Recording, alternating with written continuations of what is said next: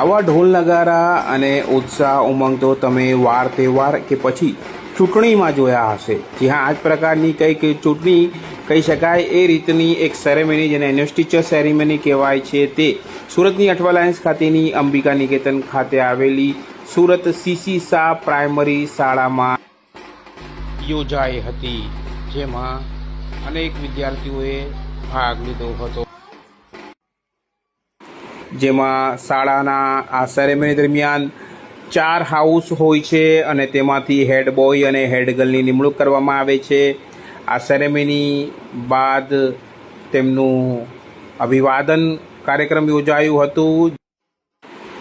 આ કાર્યક્રમમાં બાળકોનો ઉત્સાહ વધારવા માટે સાર્વજનિક એજ્યુકેશન સોસાયટીના વહીવટી વિભાગના પ્રમુખ ધર્મેશભાઈ તમાકુવાળા, વાલી મંડળના પ્રમુખ રાજેન્દ્રભાઈ ટનર, શાળાના આચાર્ય તૃપ્તિબેન પ્રજાપતિ સહિત સ્ટાફગણ, શિક્ષકો સહિતનો સ્ટાફ હાજર રહ્યો હતો અને આ સેરેમની દરમિયાન હેડ બોય અને હેડ ગર્લની નિમણૂક થયા બાદ તેમને મંચ પર આવકારવામાં આવ્યા હતા, જેમાં શાળાના અન્ય બાળકોએ પણ ખૂબ જ ઉત્સાહ અને ઉમંગ દાખવ્યો હતો.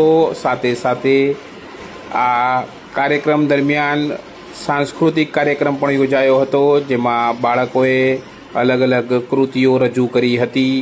જોઈએ કેટલીક આ કાર્યક્રમની કેટલીક ઝલકોને. Teachers and my beloved students, it gives me an immense pleasure to stand before you on this proud occasion of our investiture ceremony. Now we have introduced a new word, investiture ceremony, not house installation. And you all know how many, according to that, we have changed our house. So you know which houses you all are sitting. If we take the first word, initial letter of all the 4 houses, it comes to R-E-S-T, rest. R stands for E stands for S stands for and T stands for.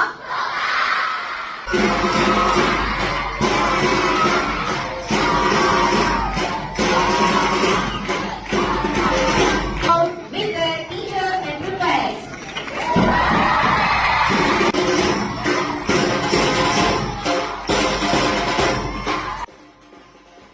હવે કેટલાક વિદ્યાર્થીઓના performance પર નજર કરીએ.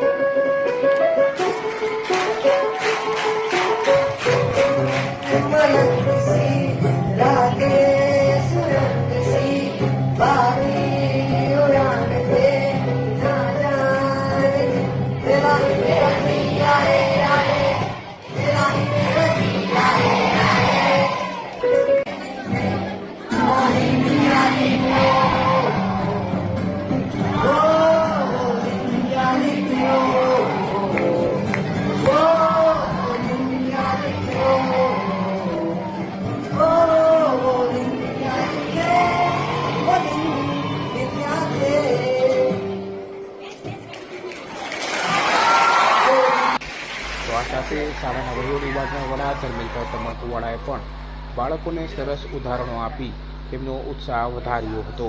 તમારી જાતને energetic રાખો. જિંદગીમાં બહુ બધી તકલીફો આવે છે, બસ આ રીતે એનર્જેટિક હશો તો કોઈ તકલીફ બહુ મહત્વની નથી. એક નાનો એક ઉદાહરણ આપીશ કે વર્ષો પહેલા જયારે અંગ્રેજોએ ફ્રાન્સ પર યુદ્ધ કર્યું હતું, તે ટાઈમે ફ્રાન્સ પાસે 50,000 સૈનિકો જ હતા, જ્યારે અંગ્રેજો પાસે 5 લાખથી પણ વધારે સૈનિકો હતા. લોકો ફ્રાન્સના સૈનિકો ખરેખર ડિમોટિવેટ થઈ ગયા હતા કે એ લોકોની સ્ટ્રેન્થ ખૂબ જ વધારે છે, તો આપણે શું કરશું એ લોકો વિચારતા હતા. ત્યારે એમનામાં એક સૈનિક જેની હાઈટ ખાલી 5 ફૂટ 2 ઇંચ હતી, તેણે આગળ આવીને કીધું કે કશો વાંધો નહીં, આપણે એમની સામે લડશું અને આપણે જીતશું. તો ઘણા ને એમણે સાથે કીધું કે મને તમે સેનાપતિ બનાવી દો.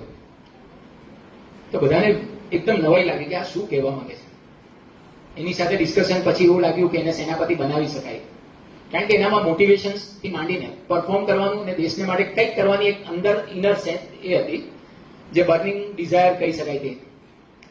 એને યુદ્ધમાં સેનાપતિ બનાવવામાં આવ્યો. એમણે ચોખ્ખું કીધું કે આ એમની સૈન્ય અને આપણા સૈન્ય વચ્ચે ડિફરન્સ શું છે? ફક્ત એક ઝીરોનો જ છે.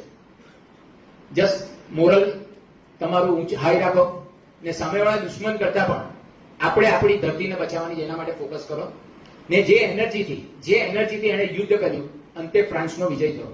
અલ્ટિમેટલી એ 5 ફૂટ 2 ઇંચનો સેનાપતિ બીજો કોઈ નહીં, Napoleon Bonaparte. Cameraman Sabir Ali Syed સાથે કાદિર શેખ, કર્તવ્ય ગુજરાત ન્યૂઝ, સુરત.